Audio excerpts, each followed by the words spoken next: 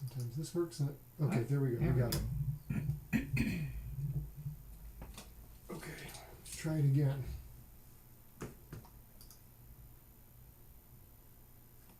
Oh, everybody's heard me swearing at the equipment, I think. I hear you now. No, but they saw you swearing at the equipment because you got right up to the camera to check behind it.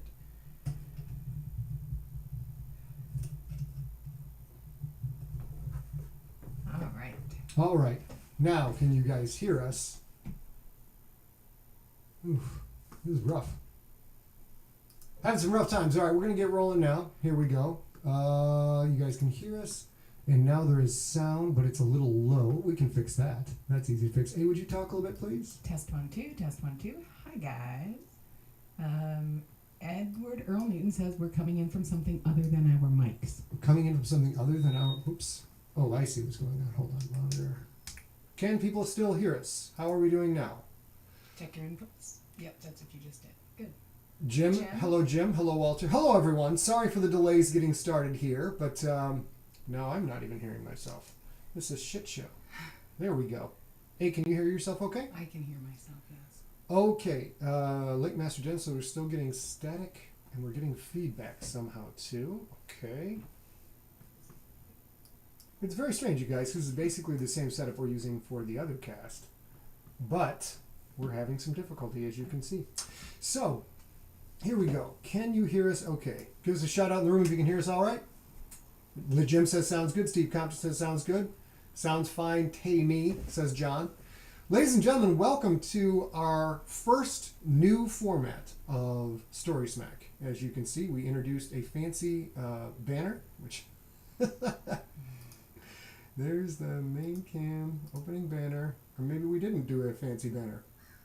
There's many problems going on right now. So we're just going to jump right into it. Let us see if our movie clips are still going to work. They are going to work. All right. Here's what we're doing. StorySmack is back. We're going to do it as a live stream from now on.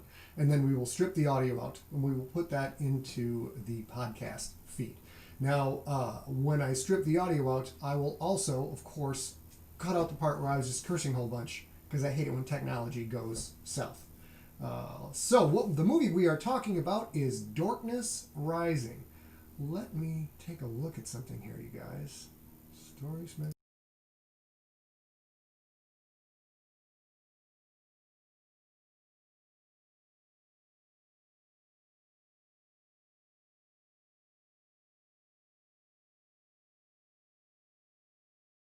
Spoilers. We're going to spoil the whole darn movie. Well, most of the movie. Probably not a big deal. Yes, yes. Can we turn that to the side so we're not blowing right into it? What, you don't want me to be your father?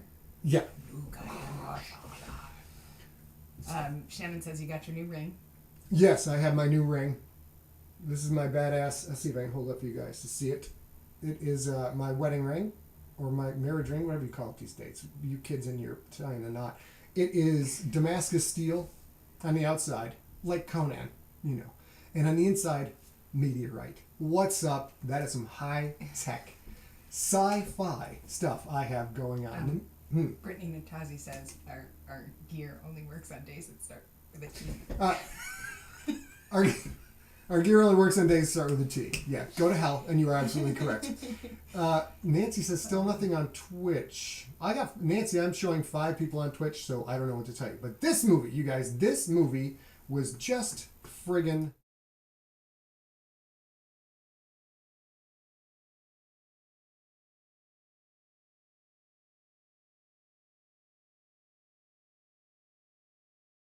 movie was recommended to us by Chris Mr. Happy Grull, one of the secret agents in the Sigler world. Also a nerd like us. And if any of you have ever played role-playing games at all, I obviously identify with this movie. And if you have played D&D, Mars says we're coming in from other mics and not the condensers. Boy, we're having all kinds of troubles here. Let's see if we can get that fixed. I am definitely the lazier of the 2 partners at Empty Set today because I just got out of the shower. So I'm clean for you guys. Except for display audio. We're going to try going back to Universal Thunderbolt.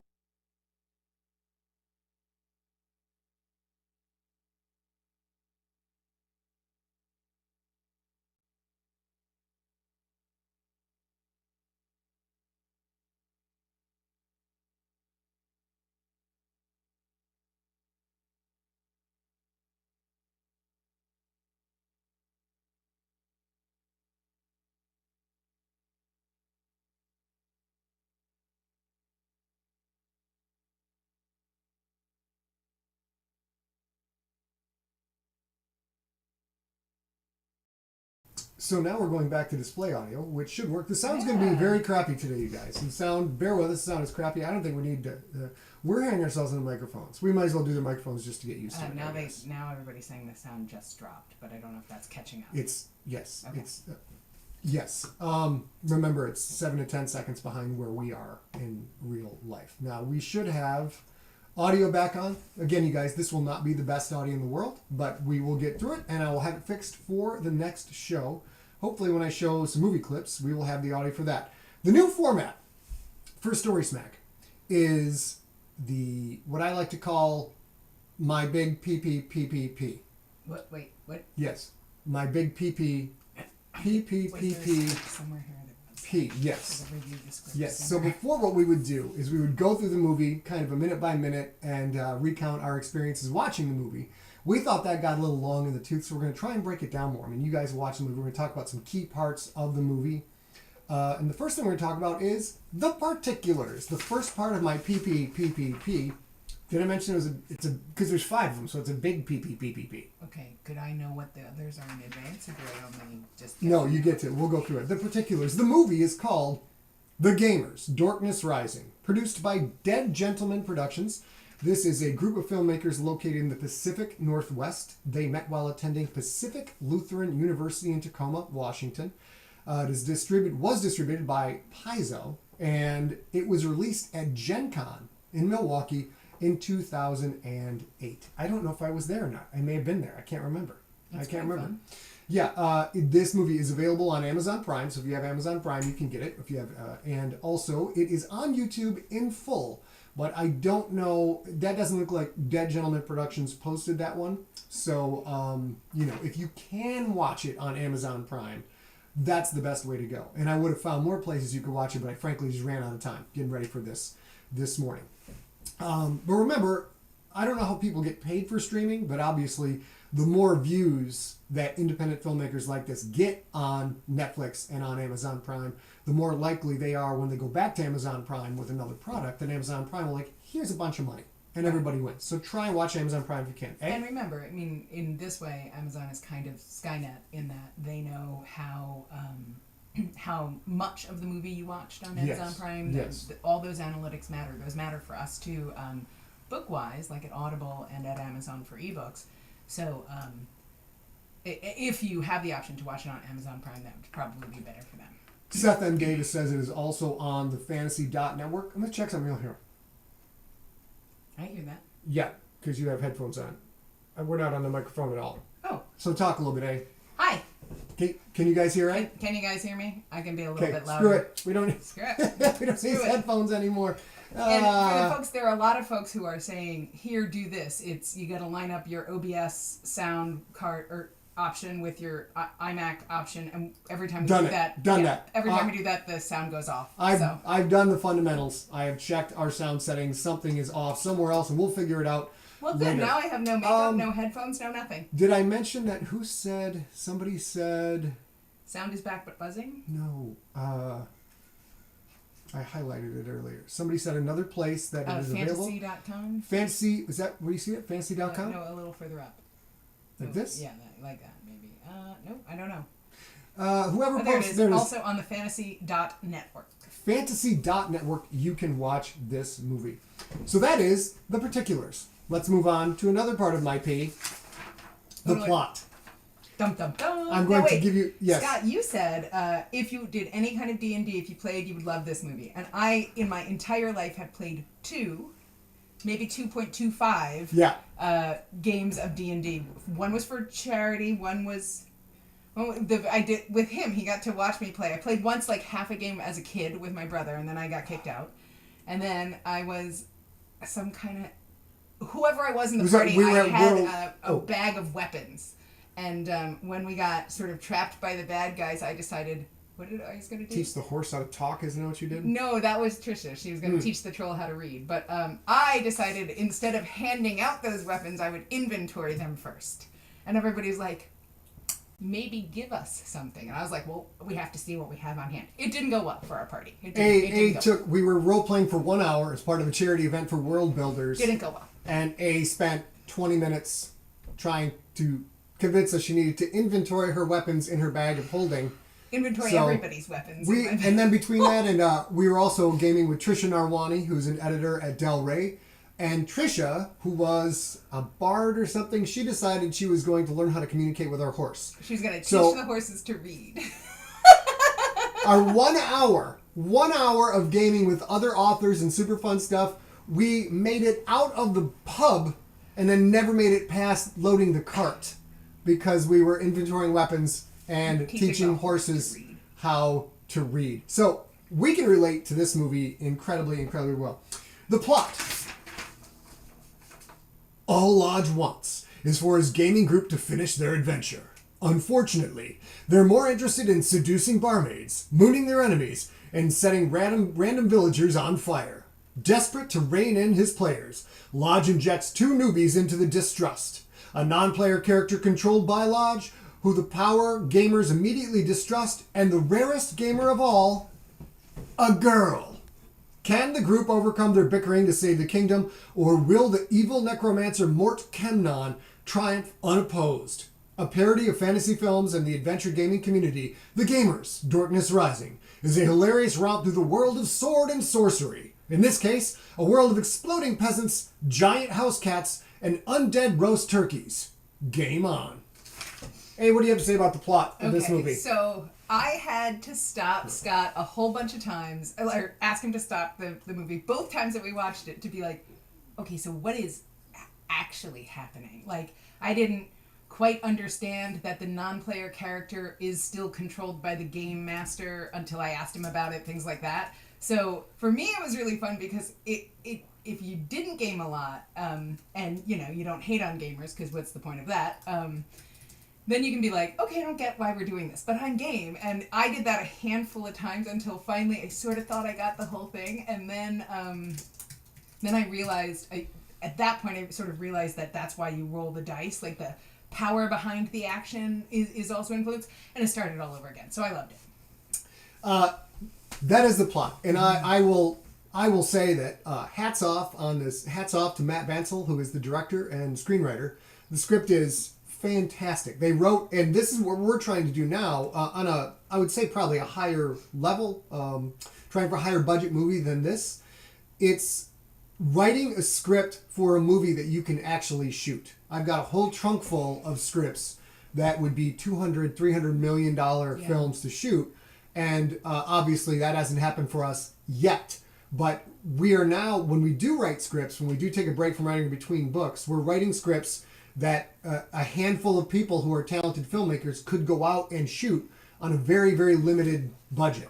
And by limited, one of the budgets we're trying to appeal to is like $1 million. So that's a lot more than I think went into to the Darkness Rising. Speaking of, it's time for another one of my big P's. Oh, Lord. Production. We were unable to find the budget. If any of you... Oh, Peter Bryant's in the house. Hey, buddy. If any of you can jump on your Googles and find out the budget for The Gamers, The Darkness Rising. Not The Gamers, because I found the budget for that. That's the one that precedes this. We would love to know. I could not find it. This was mostly shot at Fort Flagler State Park in Washington State, and shot on location in Seattle and Tacoma, the Pacific Northwest, where I spent my 6th and 7th grade, and I absolutely love it. Production notes, obviously this is a low budget movie, and they did make the most of it. Yeah, they absolutely had some budget for CGI. It wasn't great CGI, but it was CGI. Well, but in 2008, it wasn't bad, though. I mean, that's 12 years ago. It wasn't, it wasn't the Avengers, but it wasn't bad. No, but I also think that they intentionally leaned into the idea that they were an indie flick, because it was maybe not... It probably could have been a little more realistic than it was, but the cheese factor of, like, their title cards and all that stuff, too. Yeah. I think they probably purposefully did that. I forgot. We have the trailer, so I know I've screwed up the audio, but hopefully this works. There's no audio yet. Here it comes. There is a great evil in our land. The vile necromancer Mort Kemnon has discovered Mask of Death. You are trespassing on these lands. These lands belong to the king. Your reign of terror ends here. By the Also light serious. of Theron you shall fall.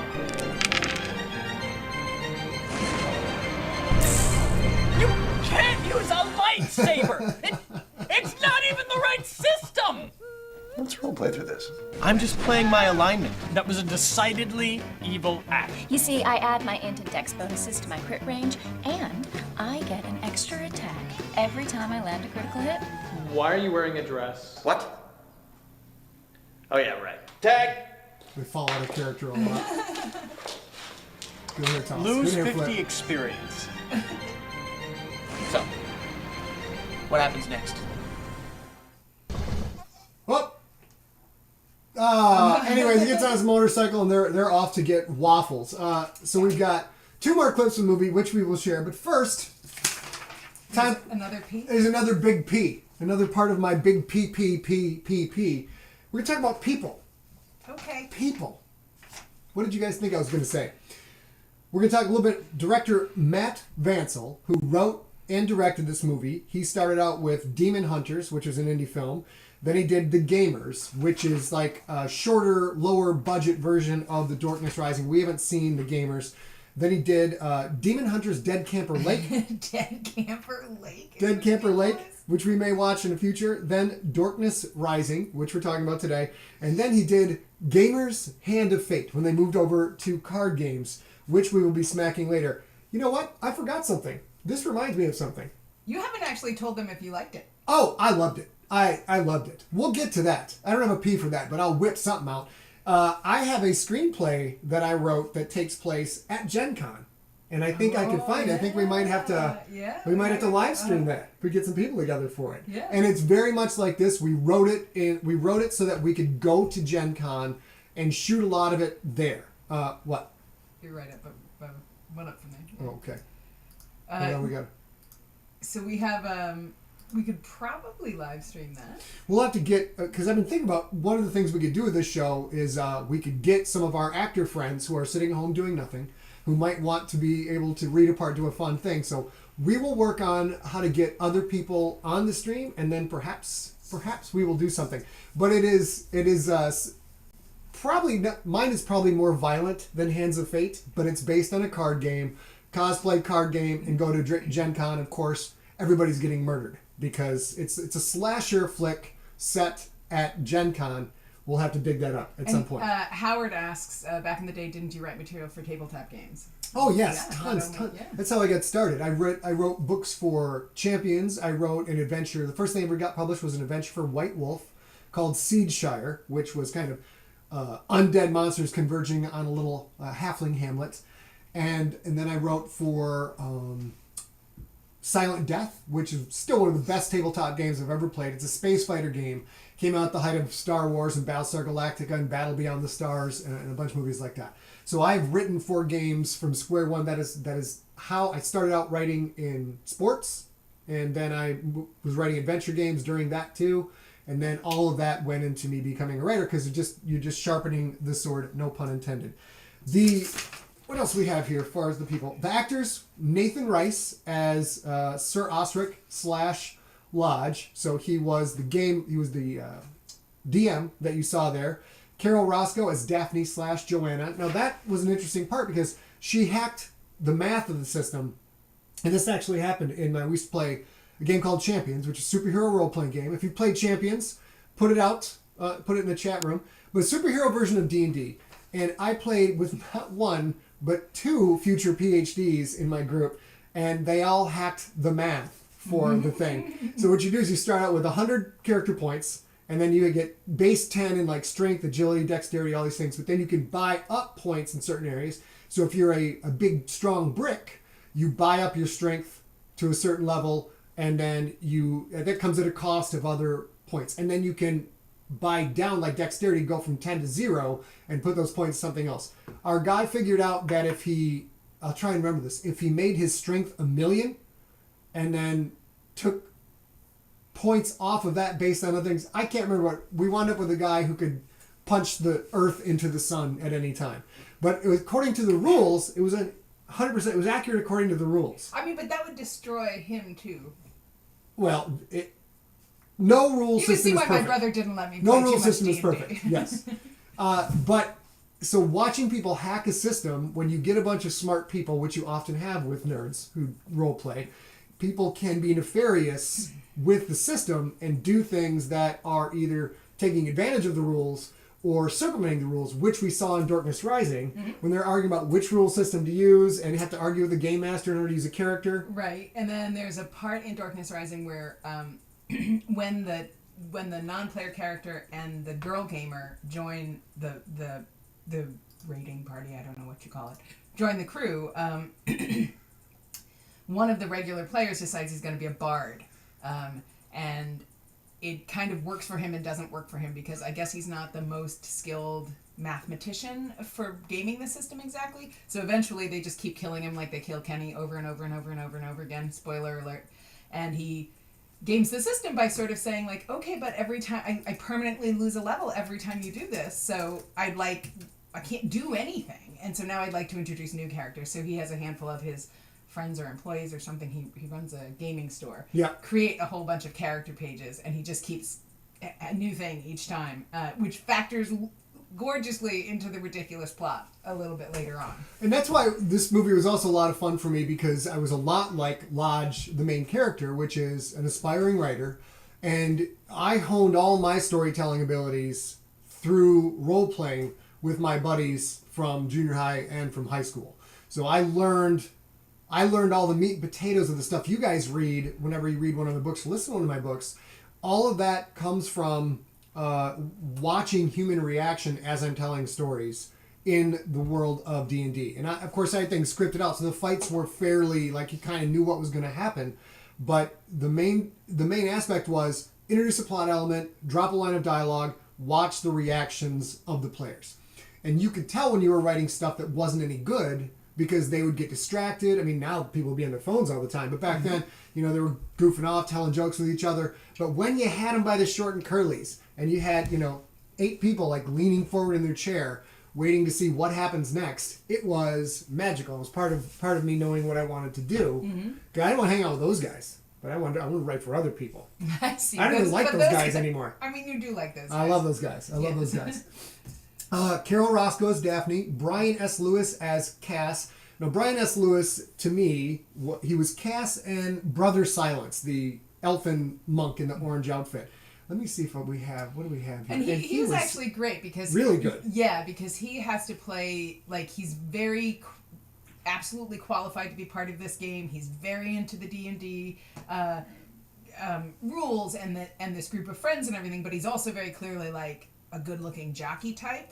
And so sometimes that, remember they're young. I don't think they're high schoolers in this movie, but they're 20, young. They're 20-somethings, I think. Yeah, I think they met in high school and played in college or something like that. Anyway, he has this sort of little bit of a struggle inside himself because he always gets his way, I guess, or something. And then when Daphne comes sort of maths the system, he's like, that's just not how it's done, and he can't win. We're actually going to take a look at that very scene we're talking about right now. How cool is this? Hold on. Trailer. Yes, and most stubborn monk who is absolutely not an elf. That is true. Let's see if this works. Here we go. Now, this is a mid-level campaign, so we'll be starting at 9th level. Here's Joe's character. What are you doing? I made a character for you. I want to play my own character. I know. That's why I made you one. You think I can't make my own character? Look, it's nothing personal. You're going to be our fighter. There's certain requirements you have to meet. Like what? Well, a fighter has to be the strongest guy in the party. Has to have a high armor class and hit points out the ass. And that is what I made for you. Let me see that. Everybody's game with someone like this jackass. The pedantic rules guy. Bikini male? What the hell is bikini male? Only the very best armor a female could wear. There's a picture of it right here. That looks like it chafes. She fights with a broadsword? Broadsword. I get it. Yeah. Kevin, help me out here. Guess what? He explained the joke. And back to me. So much more fun when the joke gets explained. So, part of the reason I love this movie so much is, if you've ever role-played, you have that, they did such a good job of capturing the role-playing, that's horns outside, capturing the role-playing experience. You always have pedantic guy who's trying to break down the rules. You have overly competitive guy. You've got guy who's not really paying attention to anything. And we did have girls in our group, even back in the late 80s. Did they have to wear bikini mail? They did not have to wear bikini mail. I don't remember what their. I think they both. I was a halfling thief. Shocker. It was very. I'm so surprised. I played it very close to reality, which is, there's a big fight. I'm gonna fade back over here. I'm Homer Simpson into the bushes. Stab people in the back because I don't want to get hit in the face. That's no good for me. And it was Robin and Laura, and they both decided they were both going to be halfling thieves. So basically, we just hung out and stabbed people in the back. Thieves. But yes, they do play in this movie. They play some commentary on, it's not the misogynist nature of role playing. I don't know what it's like nowadays, but back then it just was hard to find girls who would be into it. And I don't know if we asked enough, but we did get a couple. But at least they embraced that, and she winds up being the math hacker in the rules and excels. And then Christian Doyle as Luster and Jennifer Page also as Luster, which is Oh my goodness. such a good thing, because part of role playing is you're supposed to stay in character, so you can goof off, but when you're at the table, you're in character and keep the story going. And they did a wonderful job of having a male player who's playing a female character, and the female character, of course, was hot like fire. Right, because she's you get the red to choose dress. that, right? Yeah, you get to choose that, and then So he creates himself a female character Yep. who's hot like fire. Yep. Yeah. And then in the movie, every time all of a sudden it's not the female hot like fire, it's him in the exact same dress and in a wig. That means he has come out of character and is doing things that are not do not fit his character class. And it was really a lovely, delightful touch in the whole thing. I thought it was great. And one of the things about me, again, not really a gamer at all, it was charming to see him kind of recognize that he's come out of character and like own the obligation of like, oh, jeez, you're right, I'm sorry, and then like you saw sort of tag team with Smoking Hot Blonde, kind of elucidates that for a non-gamer pretty well.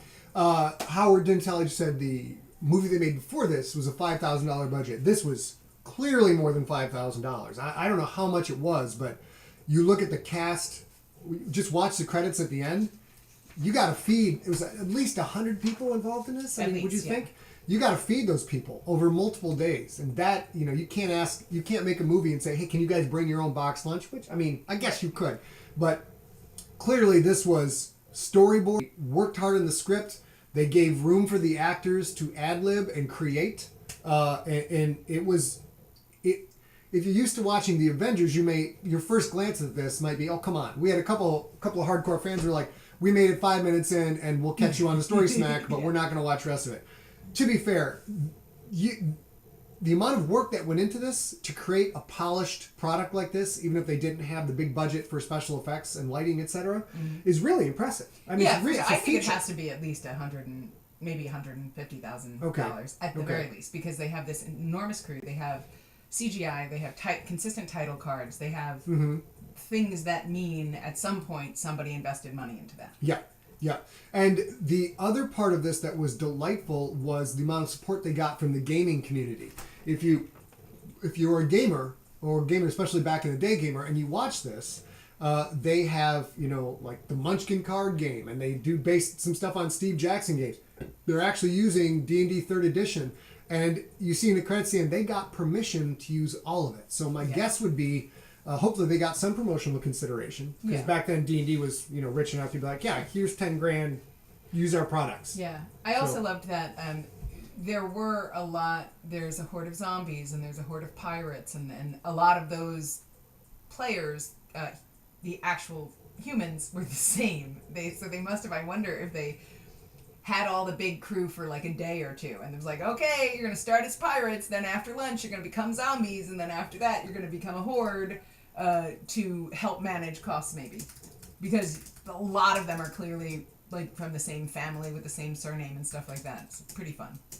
Yeah, you could tell they were reusing. People were orcs in one scene, and then they were zombies in another. But it was fun to watch. They did a great job on the outtakes. At the end of the movie, as the credits roll, you see these people doing the outtakes, and they were having a blast. That's the thing about this movie that won me over the most, is the energy and enthusiasm of the cast is absolutely infectious, and I think that probably has to be attributed to Matt Vancel, the director, I think he gave him a good script to work with.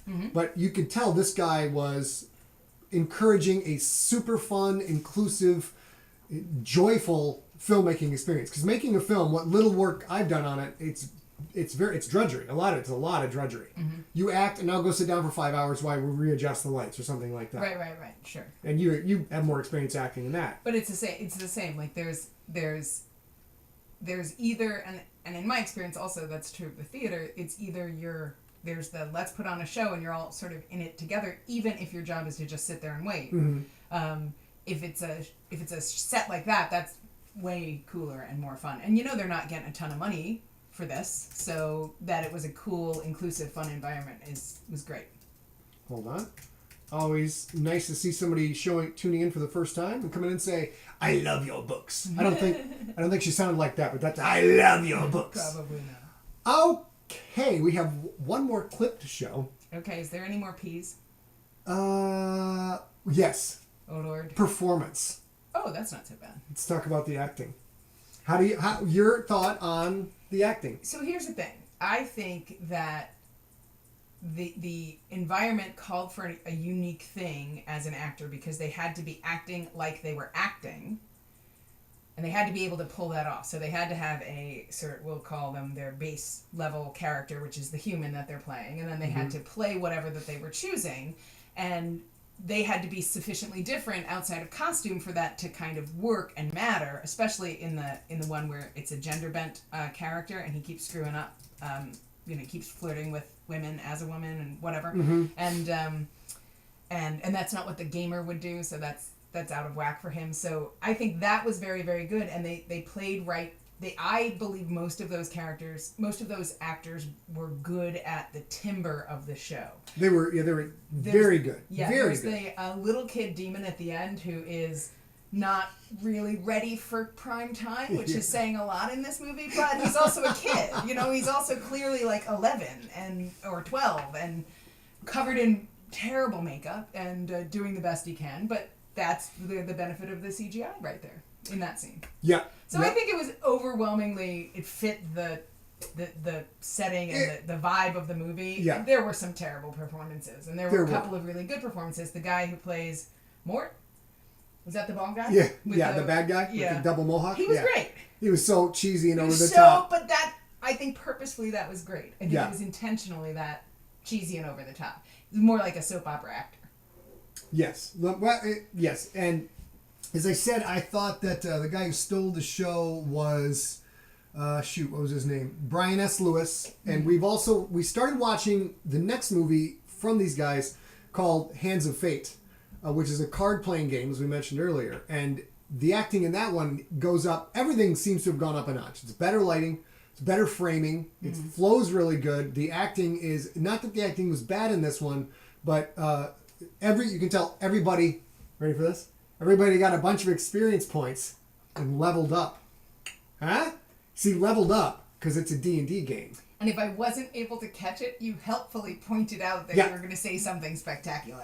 Yeah, something absolutely spectacular. We're going to watch this clip. They introduce, Lodge, the game master, introduces Sir Osric, who's an NPC, which is when you are running a game, is a cheating way to make sure that your players stick to the story that you have worked dozens, if not hundreds of hours on. You work on maps and you work on characters. Non-player character. So then with my jackass friends in high school, they took joy out of we know Scott's worked on this for 30 hours. So we're going to break the story in the first 10 minutes and go do something he doesn't want us to do. You have to learn how to handle that as a game master, as a dungeon master. How'd you do? I assume not well. How would I do? Yeah. It was always a little tricky. I like the narrative to follow a specific path. Hey, Jennifer Hawthorne. So we had to work on that. But one way to do it is to introduce non-player characters that kind of, if that person is playing according to their character and they insist the group goes and does something, in the spirit of the game, the other characters, if they are sticking to their character, they have to go. So this is Sir Osric. Let's go back to movie clips. Now, this is a mid-level campaign, so we'll be starting at 9th level. Here's Joe's character. What are you doing? Here we go. This is Sir Osric. You can tell he's ad-libbing here, trying to come up with funny things. He's been sent out of the pub, the pub, is that what they call it? No, what do they call it? You go get drinks? Pub? Tavern. Oh, yes, and without a flagon. Sent out of the tavern without a flagon. Everyone's in the tavern having stew, because that's all you eat when you do D&D. Here's him coming up with ways to say he's going to kill all of the evil things. Show yourself, villain! Thou canst not escape my justice. Come forward, so that I may smite thee with my mighty blade. Truth shall descend upon thy wickedness as an angel of righteous fury. Deceivers! This ends now! He's over there! Thou shalt die a thousand deaths, Shadow Spawn! I shall mete out my justice upon thy loathsome brow! I shall spread the buttery justice of Theron over the toast of your iniquity! The succulent jam of light shall sweeten the sourdough of your evil ways! I'm so happy. The creamer of light will dull the bitterness of your evil, unholy coffee taste. The spatula of purity shall scramble the eggs of your malfeasance. That's correct. The spatula of purity shall scramble the eggs of your malfeasance. Yes. So, spectacular. This is our first experiment in live streaming StorySmack. We hope you've enjoyed it. We apologize for the audio issues beforehand. And can go ongoing. We're not normal, because it's not a day that starts with a T. It's not a day that starts with a T. Apparently our gear only works on Tuesdays and Thursdays.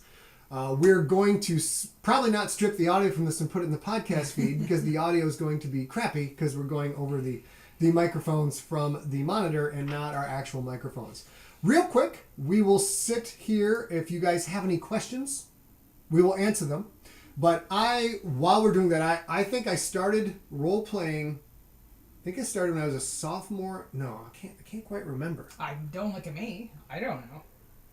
We played a bunch, and my whole group of honor list students, 2 future PhDs, future #1 New York Times bestseller. We were on the devil worshipping list in Sheboygan where I grew up because we played D&D, and the district attorney Joe Kukuski which is crazy because he was like one of our little league coaches, so he knew all of us.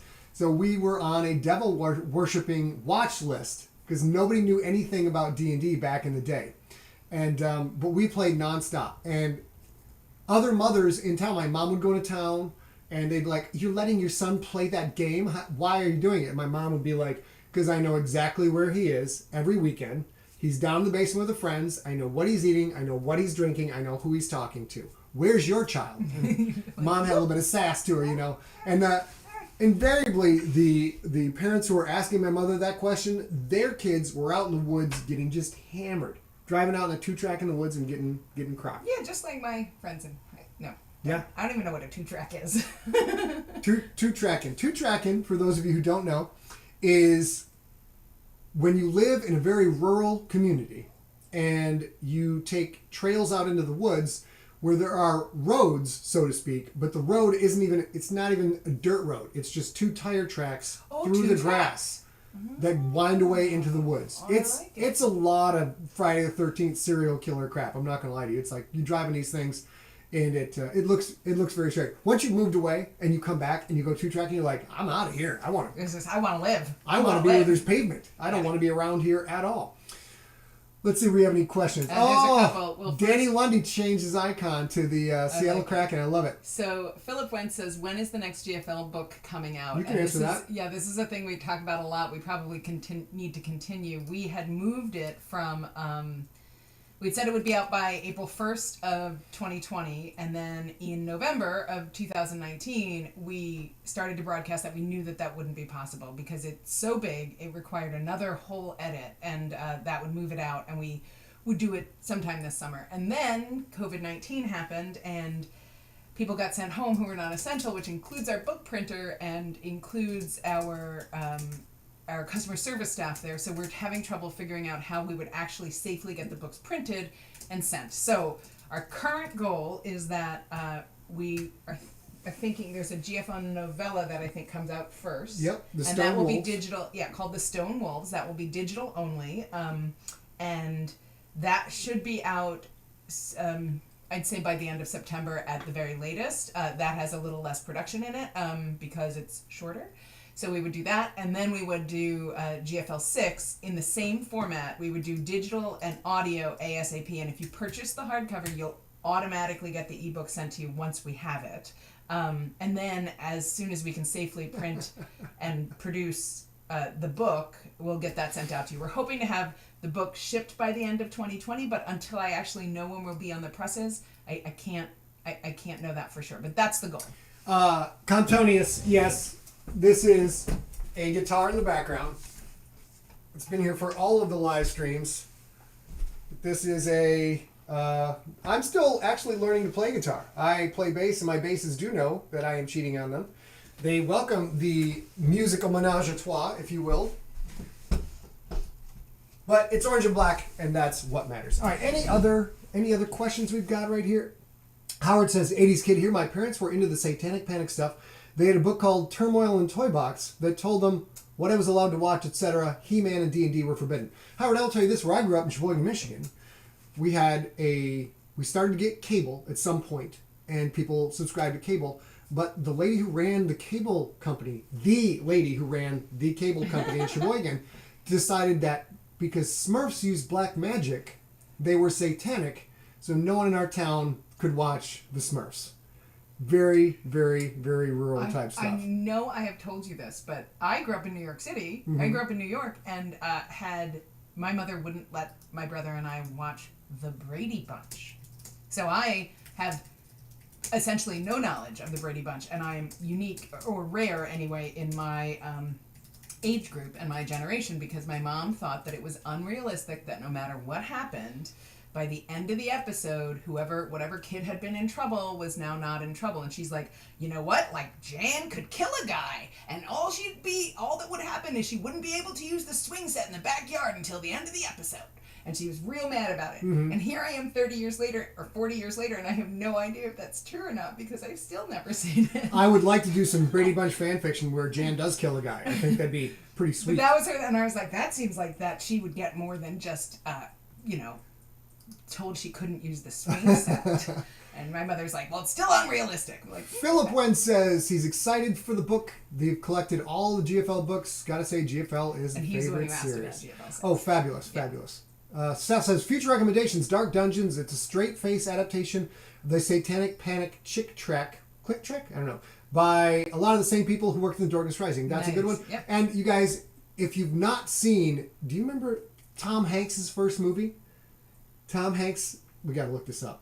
We're gonna do this, then we will let you all go. But Tom Hanks D&D movie is called Mazes and Monsters. This was at the height of the Satanic Panic. Mazes and Monsters. I think the movie's old enough. It probably won't be a spoiler, but they are doing live action role playing of D&D, and poor young Tom Hanks just loses his little mind because the D&D was so satanic and so compelling it could warp your minds. Oh, does he never recover? Yeah, he never recovers. Oh.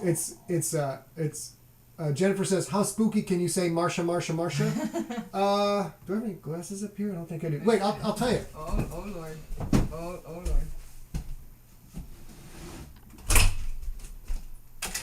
I tell you know what we're doing. I'm going to do spooky Marsha.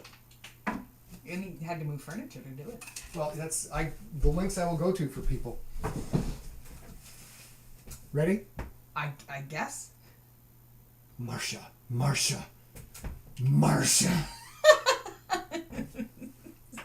Crazy. When you forcefully take off your glasses and use them to point in any way, that, as we have seen in the movies, is a big, big deal.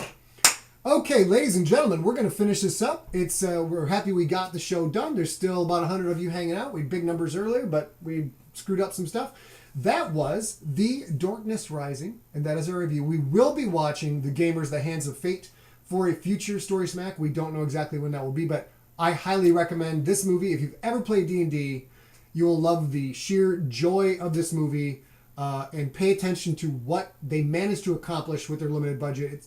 It's pretty impressive. The whole thing, top to bottom, is pretty impressive. Is it a summer blockbuster movie? No, it's not. It's still super fun. For this summer, is it a fun, like, either family date night or fun date night or movie popcorn, like do the whole popcorn thing and put it on the side of your house? Absolutely. It's definitely not going to cheese off the neighbors, and it's definitely going to take your mind off the, the complete disaster that this summer is. Are we going to try and do this every Sunday, or is it intermittent?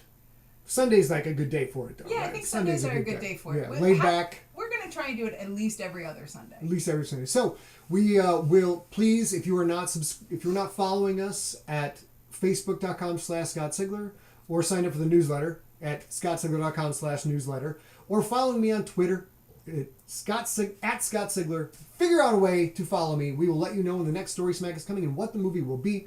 We'll probably pick that movie during one of our Tuesday or Thursday episodes of Sigler in Place. So if you haven't watched Darkness Rising, go watch it. It's fun. If you did watch it, we hope you enjoyed it. We hope you enjoyed this installment of StorySmack. Thanks for putting up with our technical difficulties. I think we're going to get offline and work on the audio. Yeah, we're going to go work on the audio right now. And do we give a big dating game kiss for StorySmack? I don't know the rules. Is there a P with it? Is there a... We're going to get to the bottom of this. The P.